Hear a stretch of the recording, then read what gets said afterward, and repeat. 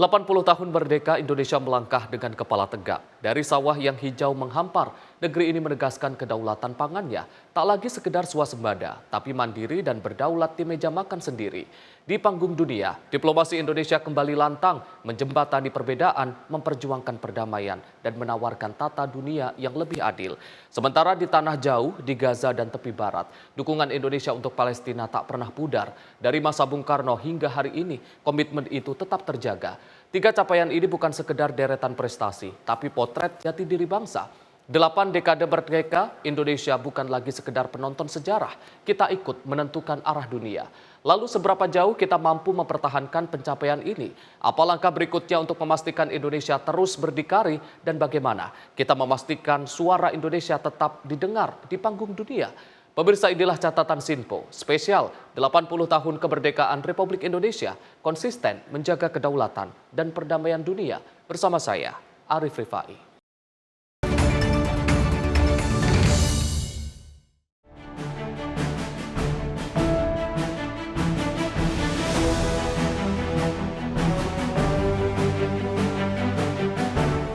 Delapan puluh tahun lalu, bangsa Indonesia memproklamirkan kemerdekaan. Sebuah titik balik yang mengubah sejarah dari penjajahan menuju kedaulatan. Perjalanan panjang itu membawa Indonesia pada babak baru, di mana kemerdekaan tak hanya berarti bebas, tapi juga berdikari dalam segala bidang.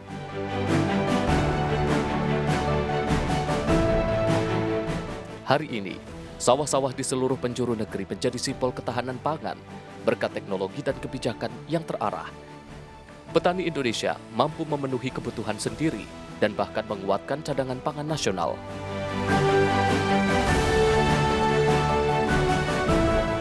Di panggung internasional, bendera merah putih tak pernah sekedar berkibar. Indonesia menjadi penengah, membawa suara perdamaian dan memperjuangkan tata dunia yang lebih setara.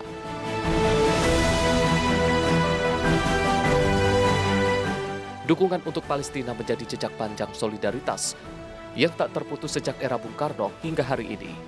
Melalui diplomasi, bantuan kemanusiaan, dan komitmen moral, Indonesia membuktikan bahwa suara kemanusiaan tak pernah padam.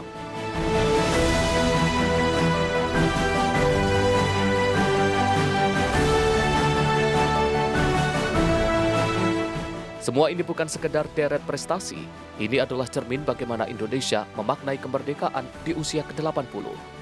Dari sawah yang hijau, ruang sidang PBB, hingga jalan-jalan di Gaza, Indonesia hadir sebagai bangsa yang kuat, mandiri, dan berdaya tawar. Lalu di usia ke-80 tahun ini, mampukah kita mempertahankan semangat dan capaian ini? Bagaimana langkah selanjutnya untuk memastikan kedaulatan pangan tetap terjaga? Dan apa peran kita agar suara Indonesia semakin menggema di panggung dunia? Selengkapnya di catatan Sinpo, spesial 80 tahun kemerdekaan Republik Indonesia, konsisten menjaga kedaulatan dan perdamaian dunia.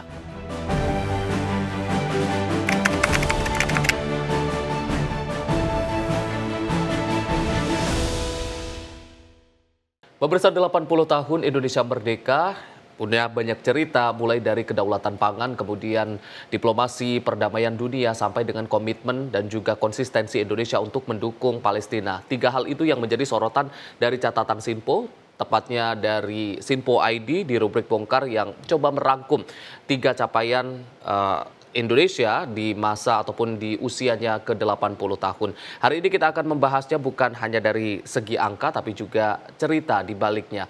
Bersama dengan redaktur pelaksana Sinpo ID, Bayu Primanda. Mas Bayu, apa kabar Mas? Baik. Mas Bayu, minggu ini di momen spesial ini 80 tahun kemerdekaan Republik Indonesia, Sinpo ID dalam rubrik Bongkar merangkum capaian-capaian terutama dalam masa menuju 1 tahun pemerintahan Presiden Prabowo Subianto ini. Ada 3 hal yang dirangkum ataupun yang capaian pemerintahan. Pertama terkait dengan swasembada pangan ataupun kedaulatan pangan, kemudian diplomasi internasional ataupun perdamaian dunia, dan juga komitmen Indonesia untuk mendukung dan juga memperjuangkan Palestina. Kenapa 3 hal ini yang kemudian diambil, Mas, untuk rubrik Bongkar minggu ini? Ya, kita meng-highlight 3 program yang sudah dijalankan oleh pemerintah saat ini, karena memang ketiganya ini adalah menjadi salah satu komitmen buat Indonesia untuk kemudian yang pertama satu memberikan kesejahteraan kepada masyarakat yang ada di Indonesia sendiri. Dimana dalam proses swasembada pangan tersebut berarti secara nggak langsung kan pemerintah ingin kita ini menjadi sebuah bangsa yang mandiri, tidak lagi bergantung dengan impor. Jadi upaya untuk meningkatkan peningkatan hasil pangan itu juga terus dilakukan secara simultan, apalagi juga sebagaimana kita tahu ada sejumlah kepala daerah juga yang pada akhirnya mengejawantahkan program tersebut dengan memberikan solusi, termasuk salah satunya yang kemarin di Indramayu. Itu Bupati Indramayu melakukan program menyebar ular untuk kemudian dalam rangka membasmi tikus yang memang mengganggu produksi beras yang selama ini dijalankan oleh Kabupaten Indramayu. Berarti secara nggak langsung kan berarti ada solusi yang sejauh ini tentunya akan dijalankan, terus nantinya akan ada evaluasi secara berkala. Apakah solusi tersebut memang efektif untuk memberikan menambah hasil pangan? Ya itu nanti setelah berjalan ya, kita bisa lihat nanti, dan kita akan terus awasi program tersebut ya kan.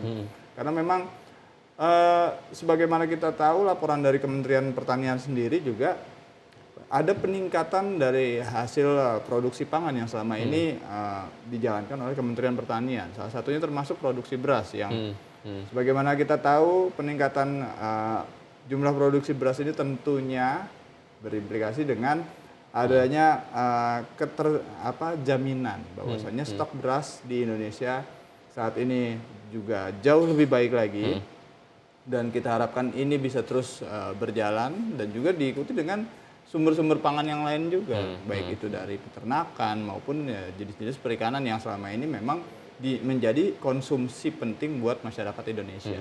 Terus selain itu juga masalah diplomasi internasional. Diplomasi internasional ini menjadi poin di mana bangsa Indonesia menempatkan dirinya sebagai salah satu negara yang memiliki andil untuk kemudian berkontribusi memberikan masukan-masukan terkait masalah-masalah yang terjadi di dunia internasional. Dengan peran aktif Indonesia untuk kemudian salah satunya menjadi anggota BRICS ya. Ini diharapkan Indonesia bisa memberikan solusi yang baik untuk menangani sejumlah masalah ataupun krisis yang terjadi di dunia internasional. Bagaimana kita tahu kan saat ini ada sejumlah masalah, ya, salah satunya terkait masalah tarif Amerika Serikat yang kemudian memberatkan. Ini ya, kita harapkan Indonesia bisa berperan untuk kemudian memberikan solusi, dan jejaringnya pun juga bisa kemudian menggait negara-negara lain untuk setidaknya mencari alternatif menghadapi tarif tersebut. Alternatifnya ya tentunya yang sifatnya jauh lebih positif, dan itu pun berpihak dan tidak saling merugikan antar negara seperti itu. Terus yang terakhir, komitmen Indonesia untuk mendukung kemerdekaan Palestina, di mana ini menjadi cita-cita yang sudah berkesinambungan dari pemerintahan Presiden Soekarno, terus kemudian dilanjutkan oleh presiden-presiden selanjutnya sampai ke presiden ke-8 Prabowo Subianto. Berarti secara nggak langsung komitmen ini tetap terus teguh dipegang oleh para pemimpin Indonesia. Ya, kita harapkan perjuangan untuk kemudian mendukung Palestina, memerdekakan Palestina, terus kemudian mensejahterakan masyarakat yang ada di sana, menghindari mereka dari perang, ini bisa segera terwujud dengan bagaimana Indonesia bisa memberikan perannya untuk kemudian menggandeng negara-negara lain agar perang yang ada di Palestina, khususnya wilayah Gaza ini bisa segera diselesaikan seperti itu. Mas khusus menyoroti poin yang pertama tadi Mas terkait dengan kedaulatan dan juga swasembada pangan. Di awal sejak dari awal pelantikan Presiden Prabowo Subianto itu juga sudah menekankan terkait dengan pentingnya Indonesia untuk melakukan swasembada pangan. Kalau kita tarik ke belakang juga dulu kita juga pernah melakukan swasembada pangan itu, dan kemudian ini dalam rangka atau menuju 1 tahun pemerintahan Presiden Prabowo, kemarin juga Menteri Pertanian sudah sempat memberikan data terkait dengan cadangan beras kita yang mencapai berapa puluh juta, dan itu merupakan salah satu yang tertinggi sejak beberapa tahun terakhir ini.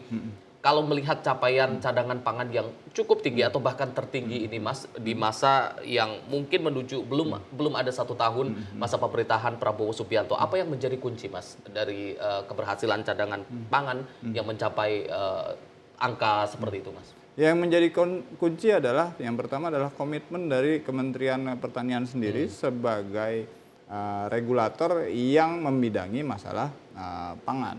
Sebagaimana kita tahu, Kementerian Pertanian juga sejauh ini sudah mencoba berbagai formula untuk kemudian setidaknya ada solusi untuk memajukan sektor pertanian. Baik itu dengan cara subsidi pupuk, terus kemudian proses pengawasan dalam distribusi beras. Bagaimana kita tahu ya, kalau yang belakangan mencuat terkait masalah beras oplosan, ini kan berarti ada upaya dari penegak hukum maupun pemerintah untuk kemudian membersihkan mafia-mafia pangan. Nah ini yang salah satu bisa menjadi salah satu kunci untuk kemudian peningkatan cadangan beras, untuk kemudian ini berimplikasi yang cukup positif juga ya buat masyarakat juga, karena memang pada akhirnya masyarakat pun setelah mengetahui adanya kasus-kasus tersebut, berarti secara nggak langsung mafia-mafianya ini kan lagi dibabatin semua. Jadi sebelum untuk kemudian menuju swasembada pangan yang memang mumpuni untuk bisa mensejahterakan masyarakat secara keseluruhan, harus dibasmi dulu tuh untuk urusan mafia pangannya.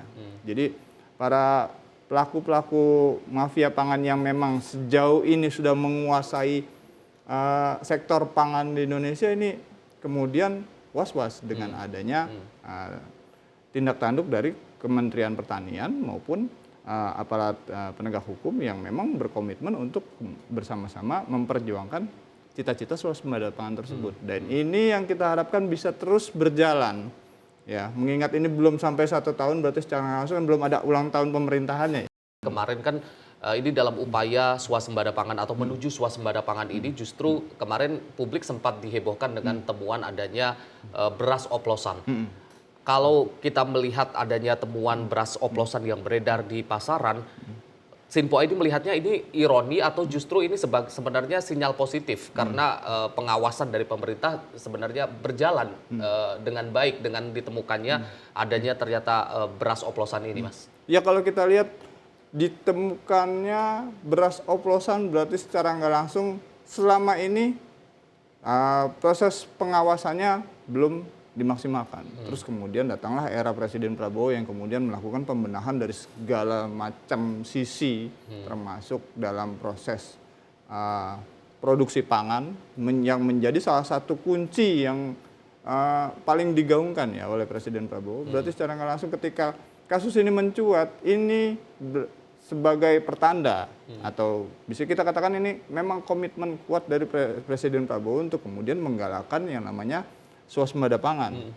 Sebelum swasembada tersebut terwujud, maka harus ada pembersihan dalam tanda kutip mafia-mafia pangan yang selama ini bermain di sektor produksi pangan, ya harus dibasmi dulu sebelum mencapai namanya swasembada.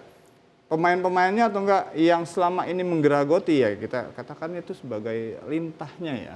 Jadi yang selama ini benalunya itu harus papas dulu semuanya. Ketika semua jalurnya sudah bersih, maka swasembada pangan pun tentu bisa terwujud. Ya kita harapkan ini bisa terus berjalan simultan, pencegahannya juga terus berjalan, terus dalam proses produksinya juga para kepala daerah juga bisa mengejawantahkan hal tersebut dengan baik. Ya, kita harapkan ada solusi-solusi lain yang kemudian para kepala daerah juga bisa memberikan alternatif untuk kemudian memajukan para petani di wilayahnya. Sebagaimana kita tahu kalau seandainya ada pepatah bahasa Arab yang mengatakan bahwasanya al-falahu sayyidul bilad. Berarti petani itu adalah rajanya sebuah negara. Berarti secara nggak langsung petani ini yang harus disejahterakan. Petani menjadi salah satu komponen yang kemudian mendapatkan kesejahteraan paling pertama ketika dia berhasil menumbuhkan padi untuk menjadi beras, kan seperti itu. Ini kita harus apresiasi langkah Kementerian Pertanian, pemerintah yang kemudian pada akhirnya setidaknya mencoba untuk memapas dari sektor mafia pangannya, terus kemudian upaya untuk kemudian meningkatkan kesejahteraan para petani yang sejauh ini sudah berjasa besar untuk memproduksi pangan buat masyarakat Indonesia, seperti itu. Kalau memaknai komitmen ataupun statement dari Presiden Prabowo itu seperti apa sih Pak Edi melihatnya? Ya, ini berarti Presiden Prabowo punya concern untuk kemudian pertama meningkatkan produksi pangan dengan cara yang pastinya satu, membuat sebuah profesi petani ini tidak lagi menjadi profesi rendahan yang mana petani juga ketika memiliki anak justru menginginkan anaknya tidak menjadi petani. Ini yang jadi ironi ya. Ini harus ditumbuhkan rasa tersebut, nasionalismenya pun perlu ditumbuhkan sehingga nantinya akan terwujud yang namanya cita-cita swasembada pangan seperti itu. Baik, Mas Bayu, nanti kita akan lanjutkan lagi obrolan kita usai jeda. Pemirsa jangan kemana-mana, usai jeda kita akan kembali lagi. Tetaplah bersama kami di Catatan Sinpo.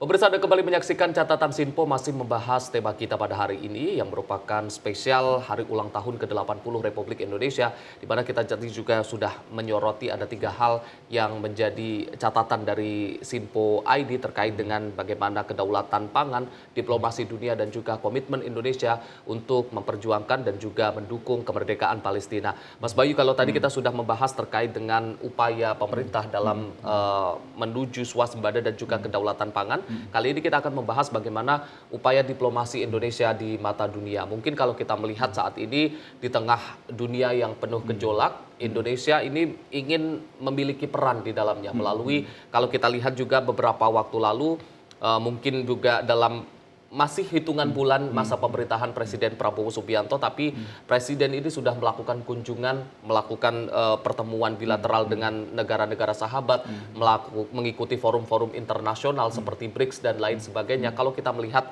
upaya apa yang ingin dicapai oleh Presiden Prabowo Subianto melalui aktivitas luar negeri ataupun aktivitas internasionalnya yang begitu aktif beberapa bulan ini, Mas? Ya, kalau Sinpo ID melihat upaya yang selama ini dilakukan oleh Presiden Prabowo, ini kita tarik keluar dulu ya dari sebuah topik yang beliau itu sudah melakukan perjalanan ke sejumlah negara. Ya. Kalau seandainya kita Sinpo ID melihat Presiden Prabowo ini kan sosok presiden yang ke-8 ya.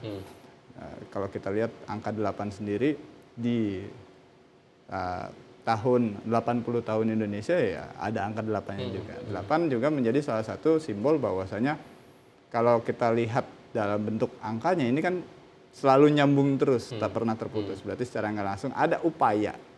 Ini mungkin kita melihat ini Presiden Prabowo sebagai Presiden ke-8 Indonesia mencoba untuk melakukan kerjasama atau enggak membina hubungan yang lebih baik lagi, lebih hangat lagi dengan dunia internasional. Yaitu baik dengan negara-negara tetangga maupun negara Eropa, termasuk BRICS. Ya, di mana BRICS ini menjadi salah satu elemen yang cukup dipandang di dunia internasional yang ya selama ini mereka concern terhadap isu-isu ekonomi dan isu global, terus Indonesia masuk dalamnya. Berarti secara nggak langsung Indonesia diterima sebagai salah satu negara yang memberikan solusi positif terkait permasalahan global. Nah, ini Presiden Prabowo pun juga mencoba untuk melakukan pertemuan bilateral dan aksi saling kunjung dengan para presiden-presiden yang ada di BRICS maupun dengan sejumlah negara yang ada di Asia maupun di Eropa. Berarti secara nggak langsung Presiden ingin Indonesia ini dikenal sebagai sebuah negara yang juga punya peran penting. Jadi setidaknya seperti ini. Presiden mengenalkan lagi, iya memang Indonesia sudah dikenal dengan negara tersebut ya, tapi mengenalkan lagi format Indonesia di bawah kepemimpinan Presiden Prabowo. Sebagaimana kita tahu, Presiden ingin Indonesia kemudian juga menjadi salah satu negara yang punya andil dalam keputusan-keputusan yang berkaitan dengan masalah isu-isu global. Berarti ini ya patut kita apresiasi juga. Kita harapkan pada akhirnya negara-negara di dunia pun juga memandang Indonesia bukan lagi sebuah negara yang dikunjungi hanya Balinya saja. Kan selama ini kan Indonesia, where do you come from Indonesia? Oh Bali gitu kan, cuma sebatas Balinya saja. Ternyata ada yang jauh lebih bagus juga, jauh lebih bisa dikenal lagi oleh masyarakat internasional, yaitu Indonesia sebagai negara yang memang memiliki banyak potensi. Dan juga pada akhirnya Indonesia pun dikenal sebagai negara yang bisa berperan aktif untuk kemudian mendukung upaya-upaya perdamaian di dunia internasional. Termasuk salah satunya dengan mendamaikan negara-negara yang selama ini berkonflik. Sebagaimana kita tahu, Indonesia sebelumnya ketika konflik antara Ukraina dengan Rusia terjadi, itu kan sudah ada kunjungan ke sana, terus kemudian menyuarakan perdamaian secara langsung di tempat, ya kan. Terus kemudian selain itu juga menyuarakan perdamaian secara aktif, ya, sebagaimana perang yang terjadi di wilayah Palestina. Terus kemudian menyuarakan perdamaian konflik yang belakangan ini justru terjadi di wilayah Asia Tenggara sendiri, ya, itu di Thailand, Kamboja juga. Ya, Indonesia mencoba untuk menyuarakan perdamaian. Berarti secara nggak langsung Indonesia ingin menempatkan dirinya sebagai sebuah negara yang memberikan pesan-pesan perdamaian. Terus juga selain itu juga upaya swasembada pangan ini juga simultan dengan adanya diplomasi tersebut, karena memang setidaknya ketika nantinya proses swasembada pangan tercapai, terus kemudian Indonesia menjadi salah satu produsen terbaik dalam sektor pangan, nggak menutup kemungkinan nantinya Indonesia bisa mengimpor hasil-hasil pangan yang selama ini dijalankan oleh Kementerian Pertanian maupun pemerintah, untuk kemudian bisa mengekspor barang-barang tersebut. Terus kemudian secara nggak langsung Indonesia pun dipandang sebagai negara yang memang menjadi sebuah produsen utama dalam hal sejumlah bidang pangan di dunia, seperti itu. Mas, di tengah situasi dunia yang penuh gejolak, kita tahu ada perang antara Rusia Ukraina, kemudian ada perang dagang antara Amerika dan juga Cina. Indonesia ini masih konsisten dengan posisinya non-blok. Apakah posisi non-blok ini saat ini masih relevan atau sebenarnya ini cukup memberikan implikasi yang positif terhadap posisi Indonesia di dunia internasional, Mas? Ya, kalau kita lihat posisi non-blok sendiri berarti secara nggak langsung tidak ada keberpihakan baik ke blok yang A ataupun blok yang B. Berarti secara nggak langsung Indonesia ingin menjadi kawan bagi semua negara maupun negara-negara yang masuk ke dalam blok tersebut. Sekalipun negara tersebut mengaku atau menyatakan berafiliasi dengan salah satu blok, Indonesia tetap sahabat mereka, ya kan? Jadi gerakan non-blok ini adalah upaya yang selama ini digaungkan dari presiden pertama, ya, Presiden Soekarno, terus kemudian berjalan secara simultan ke pemimpin-pemimpin selanjutnya, terus ini terus secara konsisten juga disampaikan oleh Presiden Prabowo untuk kemudian Indonesia menjadi negara yang ingin semua negara ini tetap rukun dan tidak lagi ada masalah penindasan maupun peperangan di dunia, sehingga kita harapkan cita-cita ini bisa kemudian mengilhami para pemimpin-pemimpin negara yang lain. Karena memang BRICS sendiri sebagaimana kita tahu punya cita-cita untuk kemudian sebagaimana terbentuknya BRICS ini berdasarkan hasil dari KTT Bandung. Ya, secara langsung semangat Asia Afrika yang kemudian dibawa ke BRICS, terus kemudian terbentuklah sebuah BRICS. Nah, berarti Indonesia kan menjadi simpul untuk kemudian terbentuknya BRICS, ya kan? Berarti dengan upaya Indonesia untuk mengenalkan diri ke BRICS maupun ke sejumlah negara-negara di wilayah Eropa maupun di Asia, ini jadi simbol bahwasanya Indonesia ingin kemudian menjadi salah satu pemberi solusi terkait masalah perdamaian dunia, seperti itu. Kemarin juga Indonesia secara resmi masuk sebagai salah satu anggota BRICS yang kemarin juga sempat dilaksanakan pertemuannya di Rio de Janeiro, Brazil. Dan tapi ada dilema, Mas, di situ terkait dengan tarif impor yang diberikan oleh Presiden Donald Trump untuk negara-negara anggota BRICS, termasuk salah satunya adalah Indonesia yang saat itu juga sempat dikenakan tarif sampai lebih dari 30%. Tapi di situ kemudian peran diplomasi dan juga perundingan Indonesia juga bermain. Akhirnya Indonesia berhasil menurunkan dari tarif yang semula menjadi tarif 19%. Kalau melihat langkah-langkah yang dilakukan oleh Indonesia tersebut, Mas. Ya, kalau kita lihat ini kan berarti secara nggak langsung segala sesuatu yang memang selama ini kita anggap itu merugikan buat negara kita, ini masih bisa dinegosiasikan. Asalkan satu, mau diajak bekerja sama, terus mau sama-sama duduk untuk berpikir terkait masalah solusinya. Meskipun sejauh ini ada sejumlah pihak yang memang mengkritisi pada akhirnya kenapa tarif Amerika impor Amerika justru malah 0%, ya.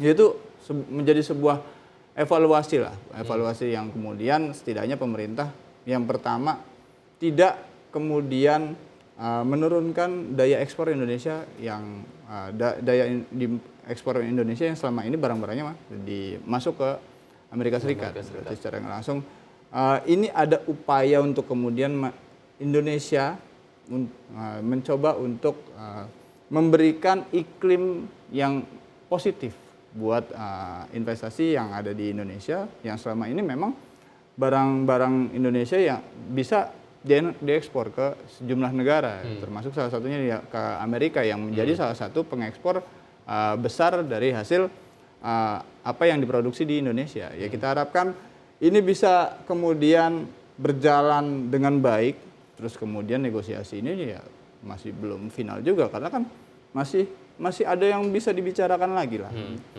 Jadi kita harapkan nantinya proses tersebut bisa lebih arif lagi, lebih bijaksana lagi, terus kemudian pada akhirnya Indonesia maupun Amerika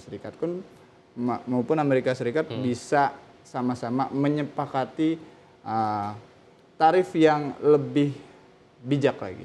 Ya, kita harapkan ini kan prosesnya masih berjalan. Toh Presiden Prabowo juga belum 1 tahun juga untuk menjabat sebagai di kursi presiden, kan berarti masih ada upaya yang terus kemudian dilakukan oleh pemerintah untuk kemudian setidaknya memberikan kenyamanan buat para pegiat bisnis di Indonesia untuk tetap bisa memasukkan barangnya ke sejumlah negara, mengekspor ke negara-negara lain termasuk di Amerika Serikat, seperti itu. Di tahun ini mungkin Indonesia juga cukup aktif di beberapa forum selain melakukan pertemuan diplomasi ataupun bilateral dengan negara-negara sahabat, juga aktif melakukan mengikuti forum-forum internasional seperti salah satunya tadi BRICS, kemudian G7 hingga G20. Kalau kita melihat aktifnya Indonesia di forum-forum tersebut, dampaknya yang terhadap perekonomian di Indonesia seperti apa sih Mas Sinpo Edi melihatnya Mas? Ya kalau kita lihat dampak positifnya adalah dengan kehadiran Indonesia di forum-forum internasional, berarti secara nggak langsung Indonesia ingin menunjukkan jati diri mereka sebagai bangsa yang bukan hanya sekedar pihak negara yang konsumtif yang kemudian gampang terus kemudian dimasukin barang-barang impor ya. Berarti secara nggak langsung ada upaya untuk kemudian mengenalkan kepada masyarakat dunia bahwasanya ini loh kami punya potensi dari sektor A, B, dan C, dan sebagainya. Terus juga kami juga bisa memberikan solusi-solusi terkait masalah perdamaian maupun kayak misalnya pengiriman pasukan perdamaian, terus kemudian menghadapi masalah-masalah konflik yang ada di dunia, di sejumlah negara. Berarti secara nggak langsung peran aktif ini yang kita harapkan pada akhirnya berjalan dengan baik, terus negara-negara sahabat, negara-negara lain juga bisa memandang Indonesia sebagai sebuah negara yang potensial untuk kemudian bisa menjalin kerjasama secara bilateral, terus kemudian bisa saling bertukar ilmu maupun saling bisa bertukar hal-hal yang tentunya sama-sama menguntungkan kedua belah negara dan juga meningkatkan kesejahteraan masyarakat di masing-masing negara seperti itu. Selain aktif di forum-forum internasional, beberapa bulan ini juga ini presiden maupun menteri luar negeri ataupun bahkan menteri pertahanan juga aktif melakukan pertemuan-pertemuan dengan perwakilan-perwakilan dari negara-negara sahabat.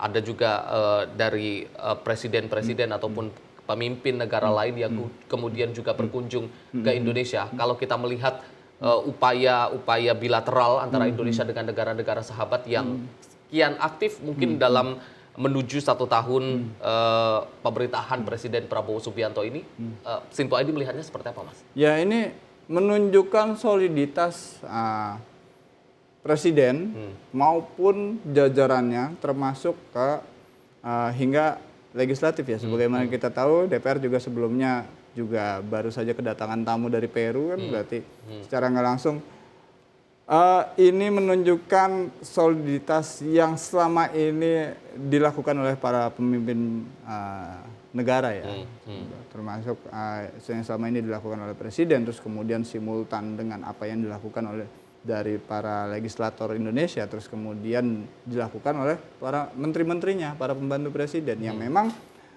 bisa kemudian setidaknya mengelaborasikan keinginan presiden untuk kemudian dikenal sebagai sebuah negara yang memiliki potensi. Baik itu dari sektor pertahanan, kita punya sejumlah perusahaan pertahanan yang memang memproduksi alat-alat sistem pertahanan yang cukup mumpuni. Sebagaimana kita tahu, kayak Panzer Ano itu kan produksi kita sendiri ya kan. Ketika ada pertemuan bilateral dari negara lain, terus kemudian Menteri Pertahanan juga ada di situ, berarti secara langsung ada setidaknya chit-chat untuk kemudian mengatakan bahwasanya, oh kalau seandainya kamu cari barang untuk kemudian menangani masalah pertahanan di negaramu, kami punya ya etalase yang bisa Anda lihat, terus kemudian itu produksinya seperti apa, terus kegunaannya seperti apa. Ini jadi sebuah momentum untuk kemudian para menteri ini bisa show off terkait apa yang selama ini sudah dihasilkan oleh negara yang setidaknya bisa menjadi sebuah penyambung tali silaturahmi yang positif dan memberikan keuntungan ke masing-masing pihak. Ini yang kita harapkan bisa terus berjalan dengan baik sehingga pada akhirnya Indonesia pun bukan hanya dipandang sebagai sebuah negara yang hanya menjadi destinasi wisata saja. Jadi orang tuh nggak kenal Indonesia dari sisi Bali doang, tapi juga bisa dikenal dari sejumlah macam sisi yang tentunya positif. Yang kita harapkan pada akhirnya masyarakat Indonesia pun juga bisa mendapatkan kesejahteraan dengan semakin banyaknya hubungan bilateral yang dijalin oleh pemerintah dengan negara-negara lain seperti itu. Di usia 80 tahun kemerdekaan Indonesia, Indonesia melalui Presiden Prabowo Subianto ini mencoba bukan hanya menjadi penonton, tapi juga ikut juga memiliki peran di panggung internasional seperti itu ya Mas ya. Mas Bayu, kita akan lanjutkan lagi perbincangan kita usai jeda pariwara. Pemirsa jangan kemana-mana, usai jeda kita akan kembali lagi. Tetaplah bersama kami di Catatan Sinpo.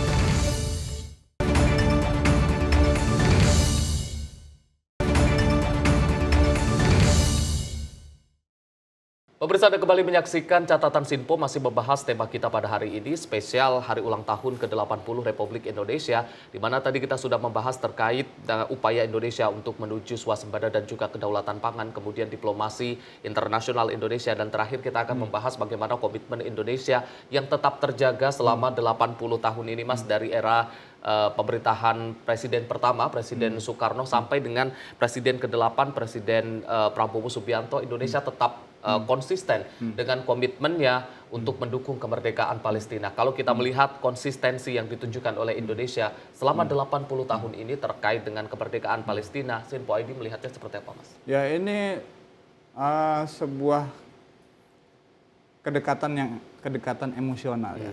Karena memang sebagaimana kita tahu Indonesia merdeka. Ketika Indonesia merdeka, itu Palestina menjadi salah satu negara yang mengakui kedaulatan Indonesia. Berarti secara nggak langsung ada ikatan emosional yang memang pada akhirnya terus dijaga oleh para pemimpin Indonesia ini. Terus kemudian diwariskan dari presiden pertama sampai presiden ke-8 untuk kemudian sama cita-citanya, yaitu mendukung Palestina dan mendukung kemerdekaan Palestina. Sebagaimana kita tahu, Palestina sendiri sejauh ini juga masih menghadapi konflik dengan Israel yang ya Sinpo ID pun juga mencoba menyampaikan kepada masyarakat terkait bagaimana dunia internasional pun melihat peristiwa tersebut ya, dari kacamata jurnalistik tentunya. Sebagaimana kita tahu Palestina menjadi negara yang ya bisa dikatakan mereka terus-terusan digempur oleh Israel yang cukup sedih juga ya kalau kita lihat dari berita-beritanya yang kita sampaikan kepada masyarakat. Makanya dengan adanya upaya untuk terus menyuarakan kemerdekaan Palestina, berarti komitmen untuk bersama masyarakat Palestina yang selama ini juga sudah kita anggap seperti saudara sendiri, ya kita harapkan pada akhirnya perdamaian tersebut bisa terwujud. Dan sebagaimana kita tahu, sejumlah pemimpin negara pun juga sudah menyampaikan dukungannya. Ya ini mungkin bukan maksud kegeeran juga ya, karena memang kalau yang belakangan ini kan Presiden Prancis juga menyatakan bahwasanya dia juga mendukung kemerdekaan Palestina, dan itu dinyatakan setelah adanya pertemuan berkat hasil ya kunjungan dari Presiden Prabowo terus kemudian ke Prancis ya, dan itu ada sebuah perbincangan yang cukup hangat juga.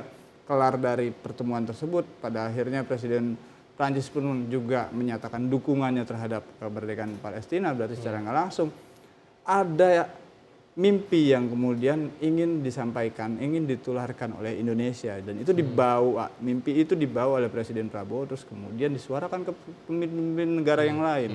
Ya kita harapkan semakin bertambah lagi negara-negara yang kemudian bersama-sama mendukung kemerdekaan di Palestina, sehingga masyarakat Palestina yang selama ini menghadapi ketakutan karena akibat konflik yang berkepanjangan oleh Israel ini bisa kemudian mereda dan juga bisa hidup dengan damai dan tentram seperti di Indonesia sendiri ya kan. Ya kita ingin ini bisa terus berjalan simultan, tidak lagi ada perdebatan yang mengatakan bahwasanya siapa yang patut disalahkan terkait perang di Gaza. Ya kita harapkan perdebatan tersebut bisa kemudian bersama-sama menuju sebuah tujuan yang sama, yaitu memberikan kedamaian di wilayah Palestina seperti itu. Dan komitmen Indonesia untuk senantiasa mendukung kemerdekaan Palestina ini bukan hanya sekedar statement, tapi juga ditunjukkan dengan aksi nyata. Ini baru-baru ini mungkin dalam rangka juga Hari Kemerdekaan ke-80 Republik Indonesia, Indonesia kembali mengirimkan bantuan melalui udara yang untuk saudara-saudara kita di Palestina. Kemudian juga beberapa waktu lalu atau selama ini kita juga aktif melakukan mengirimkan bantuan, mengirimkan relawan, kita membangun rumah sakit di Gaza. Ini menunjukkan bagaimana komitmen Indonesia yang bukan hanya statement tapi juga aksi nyata yang ditunjukkan untuk ini loh yang bisa dilakukan Indonesia untuk saudara-saudara kita di Palestina, Mas. Ya, selain kemudian menyuarakan kemerdekaan Palestina dalam dunia internasional, sebagaimana kita tahu bukan hanya di jajaran presiden saja ya yang menyuarakan hal tersebut. Karena memang kalau kita tinjau lebih jauh lagi, pihak-pihak yang menyuarakan kemerdekaan Palestina ini nggak hanya berhenti di tataran presiden. BKSAP DPR juga berperan aktif untuk kemudian menyuarakan adanya perdamaian di Palestina. Berarti ini dari presiden sampai ke tingkat legislatif pun, bahkan masyarakat sekalipun, masyarakat Indonesia sekalipun juga melakukan aksi yang sama untuk kemudian mendukung adanya perdamaian di Palestina. Sebagaimana kita tahu sempat ada yaitu Long March to Gaza yang itu juga dilakukan oleh sejumlah relawan dari Indonesia, dan itu kemudian mendesak adanya dibukanya pintu bantuan, dan itu berhasil bisa akhirnya melunak konfliknya, meskipun nggak serta-merta menghentikan peperangan, tapi setidaknya melunak untuk kemudian pada akhirnya dibuka jalur-jalur bantuan, terus kemudian bantuan tersebut pun masuk ke Gaza dan juga bisa diterima oleh masyarakat di sana, termasuk pengobatan yang buat pihak-pihak yang terluka dan juga pengobatan trauma psikis yang selama ini dirasakan oleh anak-anak di wilayah Gaza ya. Ini secara simultan berjalan dari tataran presiden terus sampai ke masyarakat yang memang menginginkan adanya perdamaian di wilayah tersebut. Karena memang sebagaimana kita tahu konflik yang terjadi di Israel Palestina ini bukan semata-mata masalah agama semata, ya kan? Ini udah sebuah urusan kemanusiaan. Jadi siapapun pihak yang memandang tinggi sebuah kemanusiaan, berarti mereka menginginkan adanya perdamaian di wilayah tersebut. Sebagaimana kita tahu ada anak kecil, ibu-ibu, kaum wanita yang memang ya dari gambarannya pun juga cukup miris untuk kemudian mau nggak mau kita sebagai jurnalis mencoba untuk menyampaikan apa adanya kepada masyarakat terkait gambaran yang ada di sana, dan upaya pemerintah kemudian untuk menjalin kerjasama terus melakukan kunjungan bilateral ya secara nggak langsung itu juga untuk menularkan mimpi, menyuarakan perdamaian, termasuk salah satunya mendukung kemerdekaan yang ada di Palestina. Kita harap semakin banyak lagi masyarakat, semakin banyak lagi negara yang semakin aware dengan masalah-masalah di Palestina, terus kemudian bersama-sama mendukung adanya kemerdekaan di wilayah tersebut. Seperti itu. Salah satu bukti nyata bagaimana konsistensi Indonesia mendukung Palestina adalah selama 80 tahun ini Indonesia tidak pernah memiliki hubungan bilateral dengan Israel.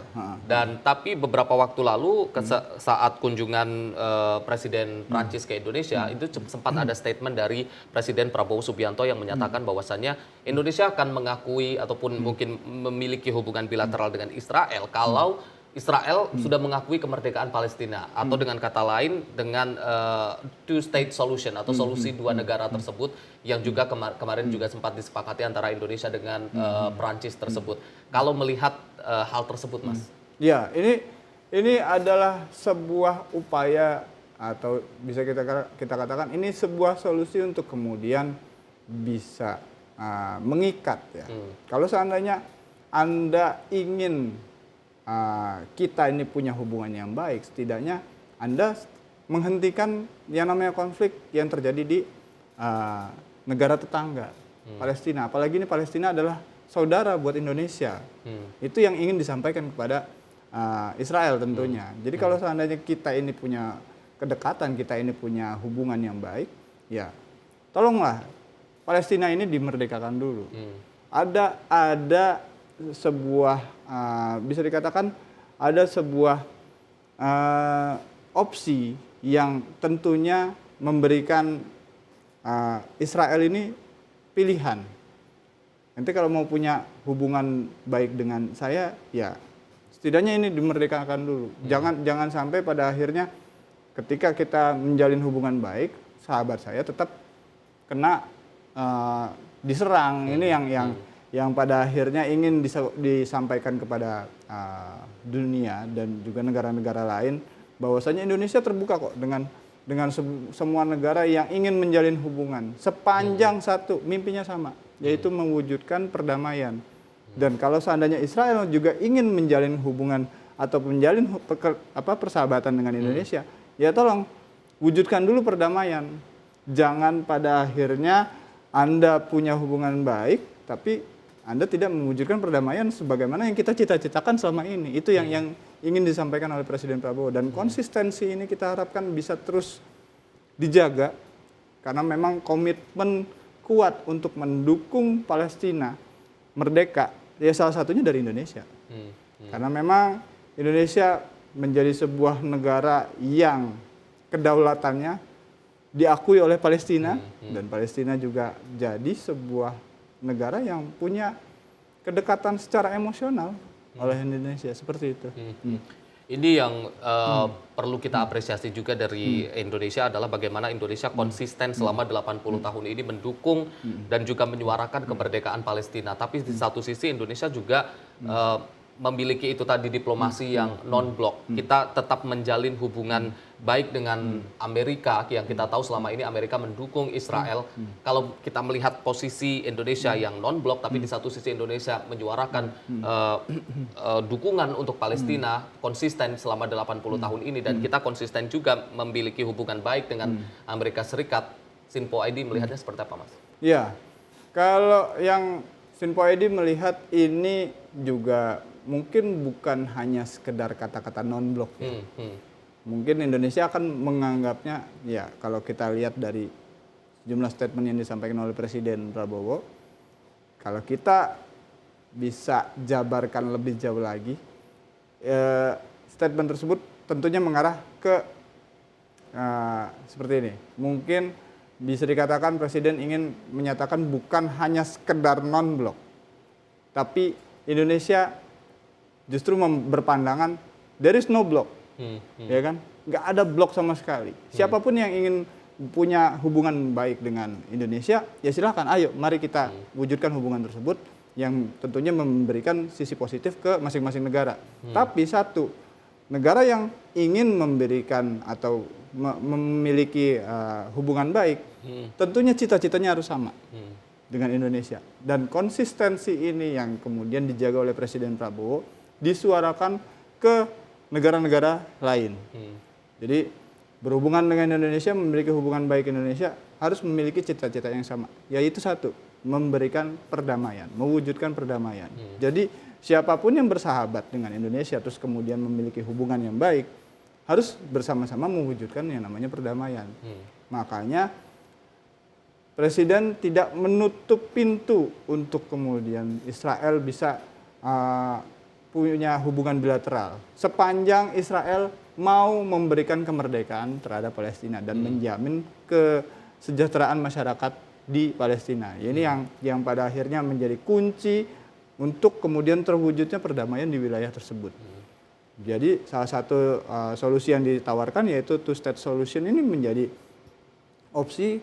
Kalau seandainya ini terwujud, ya kita nggak menutup mata kok. Kita bisa kok menjalin kerjasama yang baik sepanjang ya kamu dengan Indonesia bisa sama-sama cita-citanya yaitu mewujudkan perdamaian seperti itu. Terbaru Mas, ini pemerintah Indonesia kan berencana ingin menampung sekitar 2.000 warga Gaza yang terluka dan juga akan diobati di Indonesia di salah satu pulau yang sudah disiapkan rumah sakitnya. Tapi dengan catatan bahwasannya ini bukan memindahkan warga ataupun dari Gaza ke Indonesia, tapi juga mengobati hingga nanti saatnya ketika suasana ataupun kondisi di Gaza sudah mulai kondusif akan dikembalikan lagi. Artinya bukan memindahkan masyarakat Gaza ke Indonesia karena tempatnya masyarakat Palestina ya di Palestina sana bukan di Indonesia. Kalau melihat langkah yang dilakukan oleh pemerintah Indonesia Mas terkait dengan upaya-upaya yang dilakukan untuk warga Gaza ini. Ya ini karena memang kembali lagi kita punya hubungan kedekatan emosional yang cukup erat dengan Palestina. Dengan upaya tersebut, berarti secara gak langsung ada keinginan buat warga Palestina untuk kemudian setidaknya di masa-masa konflik yang memang cukup sengit juga terjadi di wilayah tersebut, setidaknya ada pihak-pihak yang layak untuk kemudian bisa diselamatkan, untuk kemudian diobati dan diberikan kenyamanan. Ya kalau kita lihat kan itu cukup miris juga ketika banyak anak-anak yatim yang kemudian terlantar karena memang akibat konflik, ya kan. Terus kemudian banyak anak-anak yang menjadi korban penindasan di sana. Kalau kita lihat ya cukup miris juga ya. Berarti pemerintah ini ingin kemudian setidaknya pihak-pihak yang ya anak-anak terus kemudian wanita yang jadi korban akibat peperangan tersebut kemudian diobati, disembuhkan lukanya untuk kemudian bisa mendapatkan kehidupan yang layak meskipun sifatnya hanya sementara saja. Karena memang ya warga Palestina ya tanahnya di Palestina kan seperti itu kan. Bukan kemudian dimobilisasi ke sini terus kemudian dijadikan warga negara sini, bukan. Terus ini adalah upaya yang setidaknya bisa dilakukan pemerintah untuk menanggulangi masalah yang ada di sana. Jadi tidak kemudian sebagaimana kalimat yang disampaikan oleh sejumlah pihak yang menyebut bahwasanya ini ada mobilisasi agar masyarakat Palestina tidak menduduki lagi tanahnya terus kemudian Israel dengan sengaja bisa masuk ke sini, bukan. Ini adalah upaya untuk kemudian mengobati luka yang selama ini diderita, apalagi ya kan presiden kita kan tersentuh ya melihat yang namanya anak-anak menjadi korban perang. Ya kita harapkan ini bisa segera diobati, terus perangnya pun juga bisa segera disudahi. Jadi masyarakat di wilayah Palestina tidak lagi mengalami trauma yang menahun seperti itu. Dan kalau kita melihat bagaimana hubungan Indonesia dengan Palestina ini, dukungan-dukungan yang diberikan ini bukan hanya dilakukan oleh pemerintah dalam hal ini eksekutif maupun legislatif, tapi juga oleh masyarakat Indonesia yang selama ini kita tahu bagaimana upaya yang dilakukan oleh masyarakat Indonesia, mulai dari menyebarkan kabar-kabar soal Palestina di media sosial, kemudian ikut melakukan apapun yang bisa dilakukan untuk Palestina, itu akan coba dilakukan oleh masyarakat Indonesia. Artinya hubungan antara Indonesia dan juga Malaysia dan juga Palestina tersebut itu sudah cukup luar biasa bagaimana konsistensi Indonesia selama 80 tahun mendukung kemerdekaan Palestina.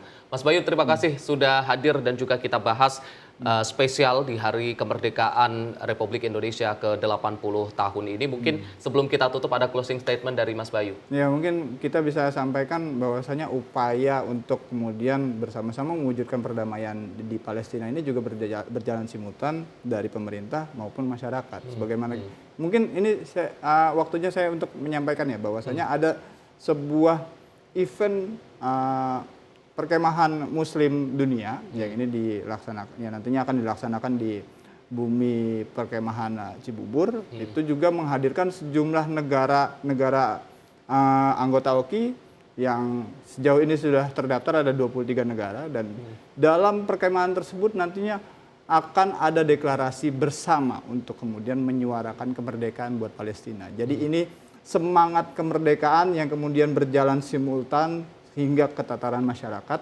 terus kemudian disebarkan ke seluruh penjuru dunia bahwasanya semangat kemerdekaan Indonesia 80 tahun selain untuk mensejahterakan masyarakat juga memberikan perdamaian dunia seperti itu. Baik, terima kasih Mas Bayu, terima kasih juga pemirsa Sinpo TV. Kalau bisa saya rangkum terkait dengan 80 tahun kemerdekaan Indonesia, ada 3 hal tadi terkait dengan swasembada pangan dan juga diplomasi, kemudian diplomasi internasional dan juga komitmen dukungan Indonesia terkait dengan Palestina. Ini bukan soal prestasi tapi juga bagaimana Indonesia yang mencoba ingin bukan hanya menjadi penonton tapi juga ingin menciptakan sejarah dan juga dipandang oleh masyarakat dunia. Sekali lagi saya Arif Rifai mewakili seluruh kru yang bertugas mengucapkan selamat hari ulang tahun ke-80 Republik Indonesia. Mudah-mudahan segala cita-cita bangsa ini bisa menjadi nyata dan segala mimpi-mimpinya bisa tercapai, dan kita berharap tadi terkait dengan swasembada, kemudian diplomasi Indonesia di tingkat internasional,